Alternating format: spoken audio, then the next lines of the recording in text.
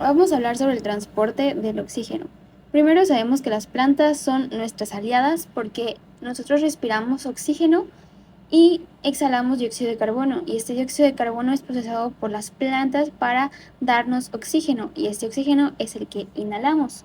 Pero al inhalar oxígeno, el oxígeno también puede producir reactivos radicales que son dañinos para nuestras macromoléculas, que estos son los ROS.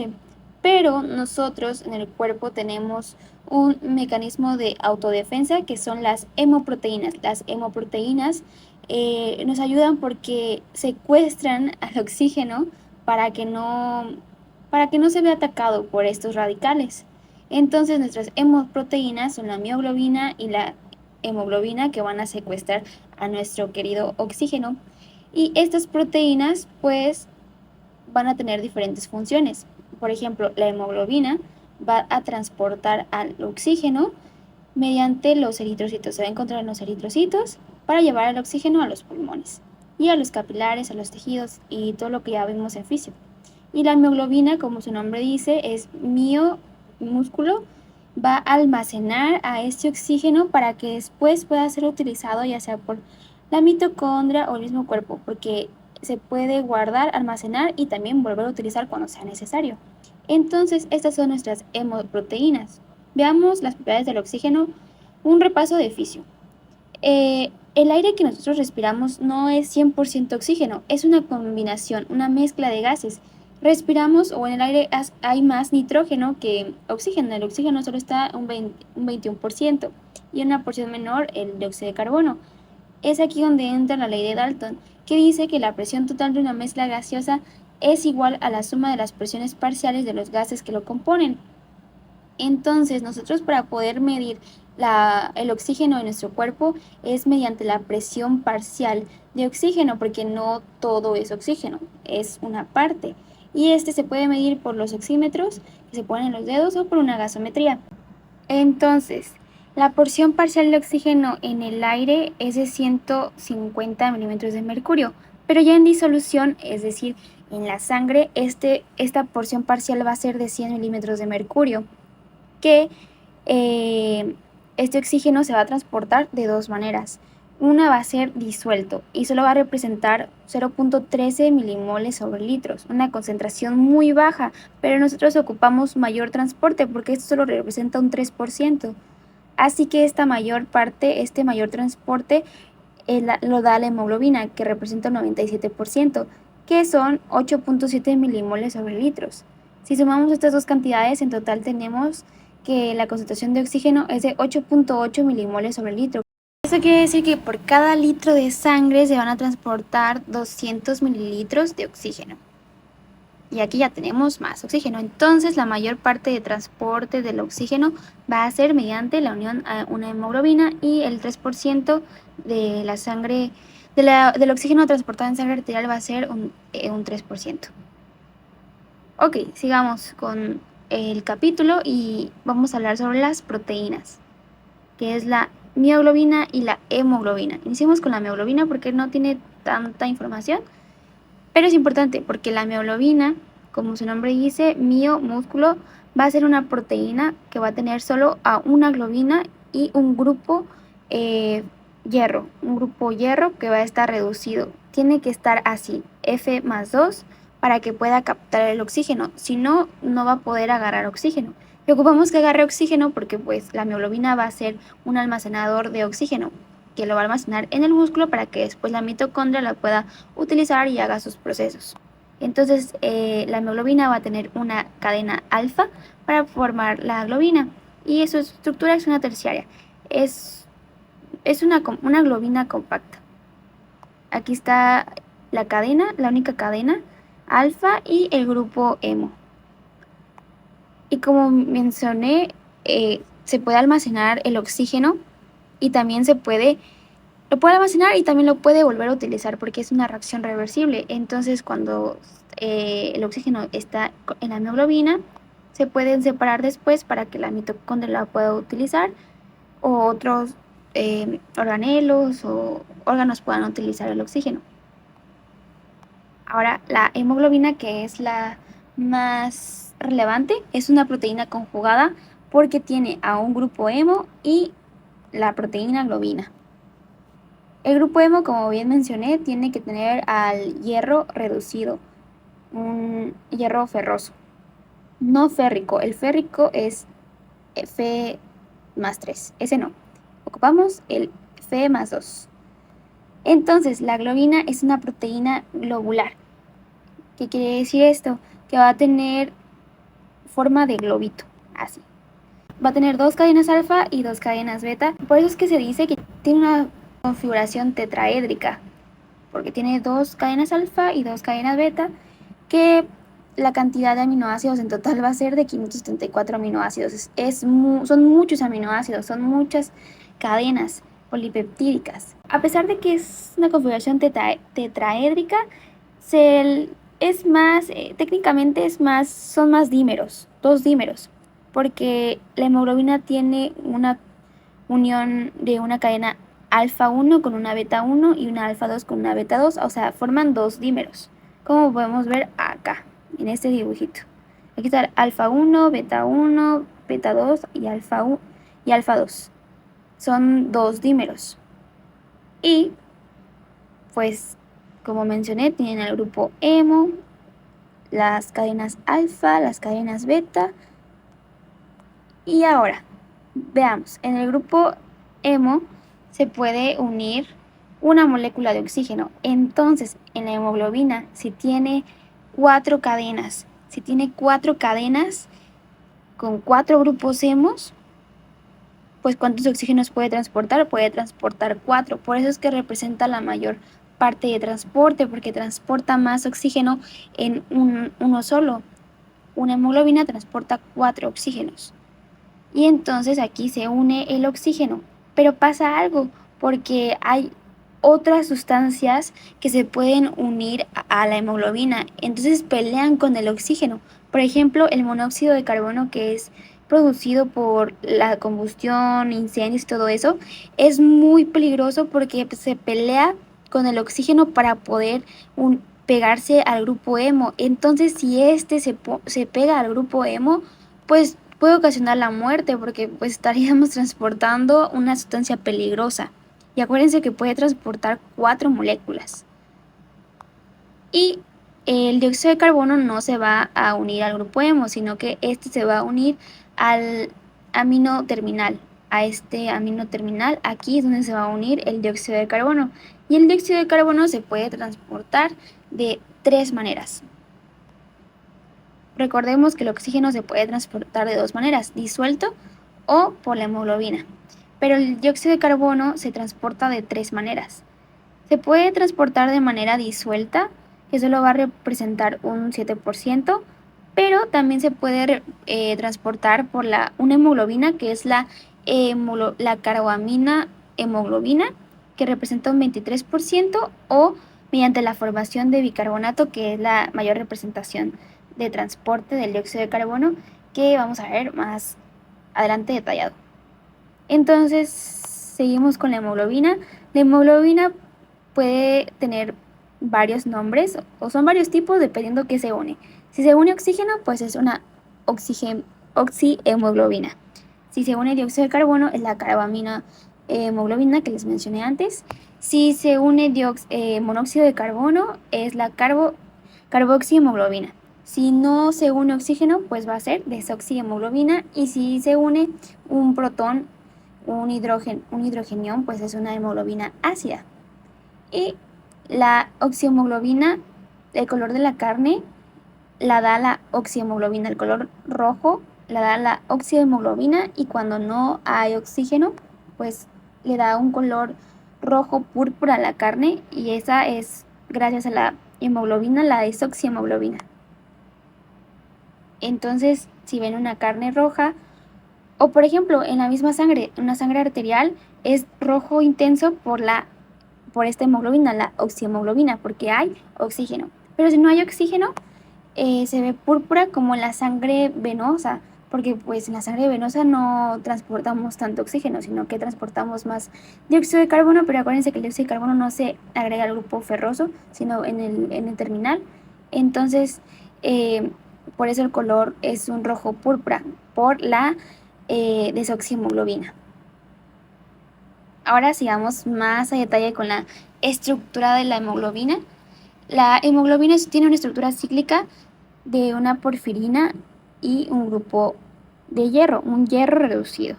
La porfirina son toda esta estructura que vemos alrededor del grupo ferroso, y va a estar formado por 4 anillos de pirol, que son se le conoce como tetrapirol porque son 4. Son estos anillos. Pero pues no les damos tantos énfasis, y pues también van a tener sustituyentes. Lo importante aquí es saber los enlaces, porque afuera vamos a tener enlaces covalentes fuertes y que son hidrofílicos. Por eso es que puede ser soluble. Pero ya internamente, ya cuando se va a unir, en la zona donde se une el oxígeno, aquí ya no puede ser así. Aquí ya va a tener enlaces débiles como puentes de hidrógeno, enlaces de sulfuro, y van a ser hidrofóbicos. Aquí ya no permitimos agua. Aquí ocupamos que sea un lugar seguro para que primero no se oxide la hemoglobina, el grupo ferroso, y pues así se pueda transportar bien el oxígeno, ¿no? Pero lo importante acá es esto, porque la hemoglobina va a tener 2 estados, uno tenso y otro relajado. Ese es el estado tenso, está en desequilibrio. Si se dan cuenta, aquí el lobito está como que inclinado. Ese es el estado tenso. Pero, ¿qué pasa? Cuando se une el oxígeno a la hemoglobina, este estado va a cambiar a un estado relajado. Si se dan cuenta, está en equilibrio, está todo igualito. Aquí ya están parejitos. Ya se unió con la otra histidina, la histidina 7. Por eso la histidina distal, es importante porque es la que va a regular a la unión del oxígeno, para que se pueda estar el estado relajado, el estado R. Aquí está tenso, el estado T de tenso, y está inclinado. Después la hemoglobina va a cambiar su conformación, porque si se dan cuenta, está como que separado. Este está más para acá. Y ya cuando cambia su conformación, ya están juntitos. Y ya pasamos al estado relajado para que así se pueda transportar el oxígeno. Todo está en equilibrio porque está relajado. Si estás tenso, estás desequilibrado, estás todo inclinado, todo chueco. Y aquí pues ya estás equilibrado. Ya estás en zona zen. Y ya está todo igualito. Recordemos que el oxígeno se transporta de 2 maneras y el dióxido de carbono de 3. ¿Cómo es esto? Veamos más a detalle sobre el transporte. Primero, el oxígeno se puede transportar de manera disuelta, que representa un 3%, o con la hemoglobina, que representa el 97% hacia los tejidos. Ahora bien, los tejidos van a utilizar el oxígeno y nos van a regresar dióxido de carbono. Entonces, como nos van a regresar dióxido de carbono, ocupamos también transportarlo. Es por eso que el dióxido de carbono se puede transportar de manera disuelta, pero es una representación muy bajita. Es solo un 7%. Pero también se puede transportar con una proteína, una hemoglobina, la carboamina hemoglobina. Entonces, ¿qué pasa? El dióxido de carbono entra al eritrocito, y entonces este eritrocito va a tener a la hemoglobina, a una hemoglobina, y esta hemoglobina, pues como ya dio oxígeno, pues va a estar libre, ¿no? Es la desoxihemoglobina. Y entonces el dióxido de carbono pues va a aprovechar a que está libre para que se pueda unir y así formar la carbamina hemoglobina y transportar dióxido de carbono en un 23%. Pero, ¿cómo se transporta la mayor cantidad de dióxido de carbono? Mediante la formación de bicarbonato. ¿Cómo es esto? El dióxido de carbono entra al eritrocito, y en el eritrocito va a haber una enzima, la anhidrasa carbónica. Esta va a hidratar al dióxido de carbono y así va a formar al bicarbonato. Y este bicarbonato, pues de manera normal, sin ninguna enzima, va a liberar protones, hidrogeniones. Entonces, esto pues es ácido, ¿no? Este hidrogenión va a formar a la hemoglobina ácida que habíamos mencionado antes. Pero también tiene relevancia en el efecto Bohr que vamos a ver más adelante. Entonces, el bicarbonato se puede salir del eritrocito mediante el cambio por o sea, sale el bicarbonato, pero para que pueda salir tiene que entrar cloro. Entonces entra cloro, sale el bicarbonato y con esto podemos transportar el dióxido de carbono. En el eritrocito esto es de manera rápida, pero también se puede formar bicarbonato de manera lenta mediante, pues fuera del eritrocito, ¿no? El dióxido de carbono sale del tejido, hay una anhidrasa carbónica, pero ya extracelular, fuera del eritrocito, en el líquido intersticial. Y esta anhidrasa carbónica, pues otra vez va a hidratar al dióxido de carbono para formar bicarbonato y ese también forme un hidrogenión. Entonces, por cada dióxido de carbono vamos a formar un hidrogenión. Y eso es importante para poder entender la curva de disociación de la hemoglobina. Entonces veamos la curva de disociación. Antes, esta solo es la curva de saturación de la hemoglobina. Eso quiere decir que pues, en el extremo arterial del capilar se van a transportar de 95 a 100 milímetros de mercurio. Y lo que esta gráfica quiere decir es que se sube la saturación de la hemoglobina para poder transportar el oxígeno, pero si se dan cuenta hay una meseta. Esto hace referencia a que se va a mantener igual porque lo máximo que se puede transportar es 97%.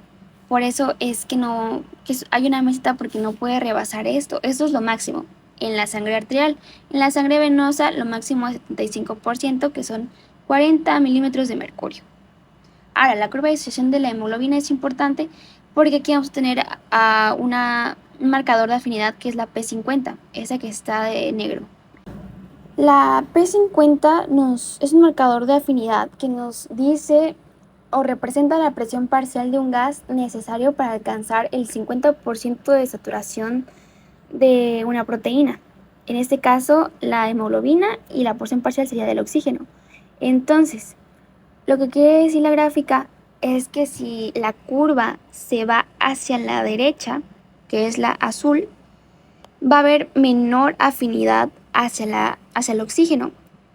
Y esto hace que el oxígeno pues se libere de la hemoglobina porque no va a tener afinidad. Es como que no me quiere, entonces me voy. ¿Y cómo se da esto? Por el aumento de temperatura. Por ejemplo, en el ejercicio, pues nosotros sudamos bastante y nuestra temperatura aumenta, entonces ocupamos mucho más oxígeno.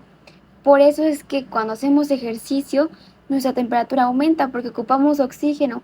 Y es por eso que la curva de disociación de la hemoglobina se va hacia la derecha para que así se baje la afinidad del oxígeno hacia la hemoglobina y se pueda soltar oxígeno y así podamos utilizar este oxígeno. También se puede mover hacia la derecha por una alta concentración de 2,3-difosfoglicerato, que voy a explicar más adelante, y lo que les expliqué en el transporte del dióxido de carbono. Por un bajo pH también se puede mover la curva hacia la derecha. ¿Cómo es esto? Un bajo pH pues quiere decir que hay más hidrogeniones porque es un ambiente ácido, y estos hidrogeniones, acuérdense que un hidrogenión se libera por un dióxido de carbono al formar el bicarbonato, ¿no? Este bicarbonato por la anhidrasa carbónica, bla, bla, bla, bla. Esto es el efecto Bohr. El dióxido de carbono más agua que le da la anhidrasa carbónica van a formar un bicarbonato y este bicarbonato va a formar un hidrogenión. Entonces, cuando hay más dióxido de carbono, pues se va a aumentar la producción de hidrógeno y por lo tanto el pH va a bajar, y esto va a hacer que la curva de disociación de la hemoglobina se vaya más hacia la derecha para que el oxígeno tenga menor afinidad hacia la hemoglobina y se pueda liberar oxígeno. Por lo tanto, cuando hay mayor concentración o porción parcial de dióxido de carbono, la curva de disociación se va a ir hacia la derecha. Esto es el efecto Bohr. Ahora, ¿qué es el 2,3-difosfoglicerato? Pues es un metabolito de la ruta de la glucólisis. Porque, a ver, la glucólisis pues transforma la glucosa y tiene dos fases, una oxidativa y una no oxidativa. Una fase, la primera fase, que va a ocupar ATP, y otra que va a producir ATP. En esta segunda fase hay algo importante, el 1,3-bifosfoglicerato. Este 1,3-bifosfoglicerato va a tener o va a pasar por una ruta alterna o accesoria, que es la de Rappaport, que va a hacer que este 1,3-difosfoglicerato por una enzima mutasa va a cambiar el grupo donde va a estar el fosfato al carbono 2 para formar al 2,3-difosfoglicerato, que este es el importante. Este metabolito es importante para que se mueva la curva de disociación de la hemoglobina. Y pues ya cuando se forma este metabolito, pues se puede volver a regresar a la vía de la glucólisis mediante otra enzima que es la monofosfoglicerato mutasa o la bifosfoglicerato fosfatasa para que pueda regresar a 3-fosfoglicerato, 2-fosfoglicerato, fosfanolpiruvato, piruvato, lactato y así. Entonces, este 2,3-difosfoglicerato se va a unir a la hemoglobina y va a hacer que se libere oxígeno. Ocupamos oxígeno, entonces si este metabolito se une a la hemoglobina, va a hacer que se separe. Es como que no me gusta verlos juntos, sepárense, y se separa. Pero, ¿qué hace que la hemoglobina tenga mayor afinidad? Que el oxígeno tenga mayor afinidad hacia la hemoglobina, pues lo contrario. Cuando hay menor temperatura, pues se va a unir más el oxígeno. Cuando hay menos cantidad de 2,3-bifosfoglicerato, se va a unir el oxígeno.